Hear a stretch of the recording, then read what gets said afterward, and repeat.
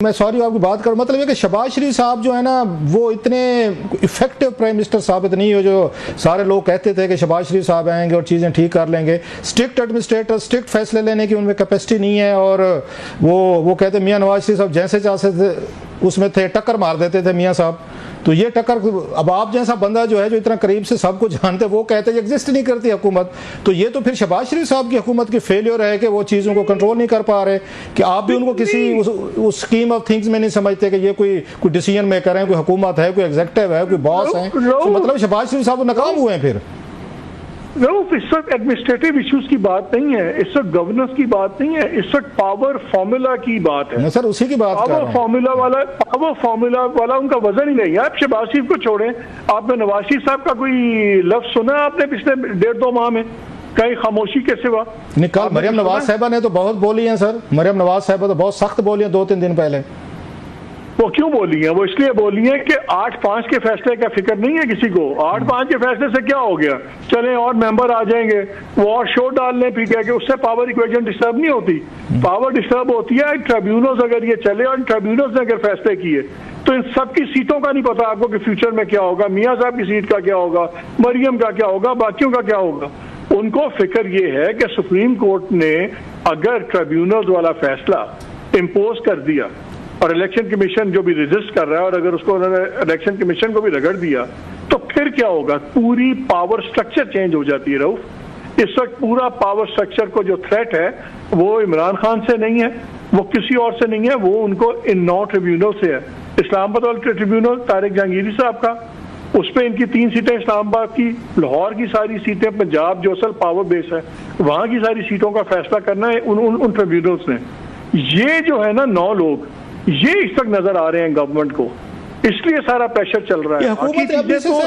ये क्यों तय कर लिया है, आपके पॉइंट में बड़ा वजन है कि ये क्यों तय कर लिया गया है पहले से कि ये 9 जजेस जो आएंगे ट्रिब्यूनल को हेड करेंगे तो ये हमारे खिलाफ ही फैसले देंगे, प्रोसीडिंग होंगी, वहाँ पे चीज़ें पेश की जाएंगी, सबूत अदरवाइज फार्म पेश होंगे, so it will take time. तो आप जाएं अपना डिफेंड करें, हुकूमत करे, ये जितने MNAs वगैरह हैं करे, मतलब पैनिक मोड में क्यों है फिर हुकूमत को? इनको क्या जजेस, अभी से इन्होंने कहा कि जजेस का फैसलों का इनको पता है, डिसीजन हो गया है कि वो खान साहब की पार्टी के हक में सारे फैसले करेंगे, जितने भी आएंगे सबको उड़ा के रख देंगे और उनकी पार्टी के MNA वापस आ जाएंगे। ये क्यों हुकूमत सोच के बैठी हुई है सर? एक तो जो आप ये साउथ पंजाब वाली अपनी मासूमियत दिखाते हैं ना, मेरा दिल एकदम नरम पड़ जाता है, मुझे आंसू आ जाते हैं मेरी आंखों में। इतने आप मासूम हैं। आप भी देखे कि तक फिजा क्या चली हुई। सनम जावेद का केस कितना हाई प्रोफाइल केस था, सेलिब्रेटेड केस था ना, रोजाना इससे बातें होती थी। यार ड्यूटी जज ने बरी कर दिया। ड्यूटी जज के पास तो अगर तारीख डालता तो एक्सेप्टेड नॉर्म है कि ड्यूटी जज तारीख डाल देते हैं, हाँ जी जो केस है वो है। जब ड्यूटी जज आपके फैसले करने शुरू हो जाए आपके खिलाफ, जब ATC के 3 जजेस पूरी शिकायतें करनी शुरू हो जाएं, जब हाई कोर्ट्स आपके खिलाफ खड़ी हो जाएं, उस वक्त फिर आप कहते हैं कि इन जजों से क्यों डर रहे हैं?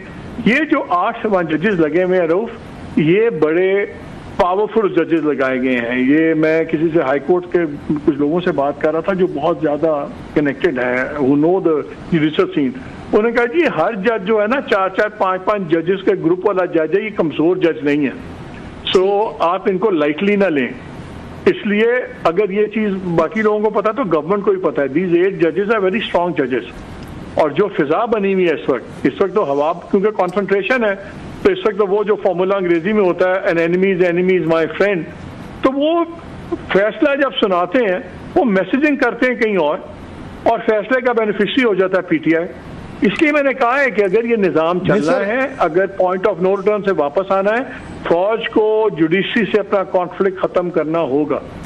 नहीं, कन्फ्लिक्ट खत्म करने का तो मकसद ये फिर वही है जो आप बता रहे हैं कि खान साहब को वो वापस लें और खान साहब को ये पावर दी जाए, क्योंकि उनका पे फौज की तरफ से ये इतराज आता है कि सारा रिलीफ जो है 9 मई के जी जुडिशरी का कॉन्फ्लिक्ट का खान साहब से कोई ताल्लुक नहीं है। ये जुडिशरी का कॉन्फ्लिक्ट है जो बहुत चीजें हुई हैं, जब घरों में कैमरे लगेंगे, दूसरी चीजें होंगी तो रिएक्शन और आएगा।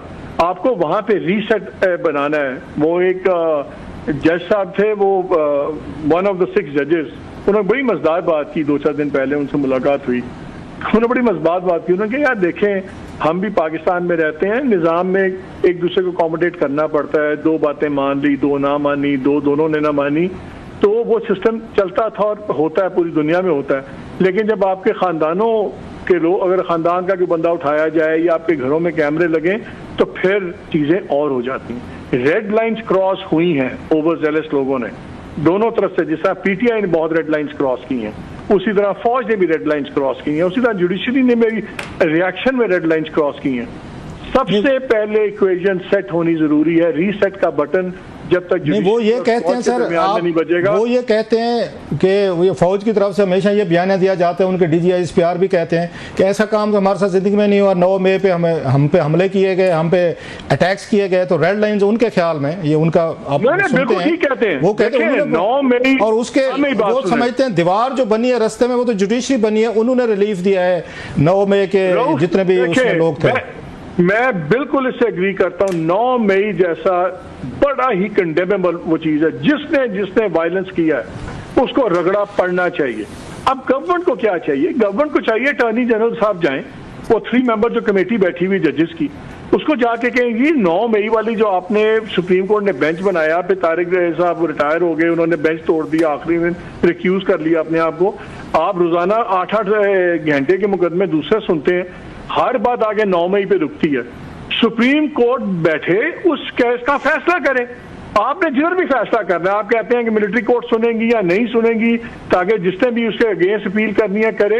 ये मामला सबसे इंपॉर्टेंट मामला है जो सुप्रीम कोर्ट की वजह से लटका हुआ है। ठीक है, ये बिल्कुल मैं इस बात पे मैं कहता हूं कि इसमें कोर्ट इज रिस्पॉन्सिबल, ये सबसे इंपॉर्टेंट मामला है, इस केस को फैसला करें। बेंच पहले बनता है तो फिर वो 6-6 महीने नहीं मिल रहा, फिर टूट जाता है, फिर उसके बाद किसी को नहीं पता, पूरा मुल्क 9 मई पे लटका हुआ है, और फौज 9 मई पे रो रही है, गवर्नमेंट 9 मई पे रो रही है, इवन पीटीआई भी कहती है कि जी 9 मई का फैसले करें, हमारे पे नाजायज हो रहा है, और एक सुप्रीम कोर्ट है उसका बेंच बना के फैसला नहीं कर रही। बिल्कुल ये supreme court responsible.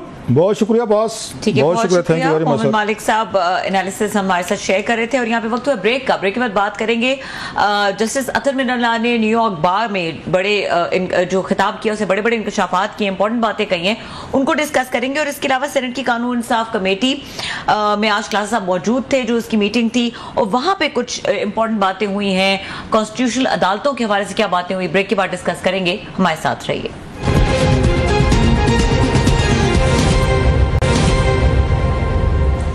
Welcome back. Class साहब, जस्टिस अतर मिनल्ला ने न्यूयॉर्क बार में खिताब किया है, और उन्होंने जो अपनी सुप्रीम कोर्ट है उसकी माजी के फैसलों को चार्जशीट कर दिया। How do you see that? Athar Minallah साहब ने बड़ी एक लंबी गुफ्तगू की, 1.5 घंटे की तकरीबन मैंने वो सुनी है, तो बल्कि हमारी वो साथ वो इंटर्नी है महर खान, तो उनके भी मैंने जिम्मे लगाया कि आप मुझे पॉइंट्स बना के दें। महर ने भी बड़े अच्छे पॉइंट्स बनाए थे, खुद भी मैंने सुनी है।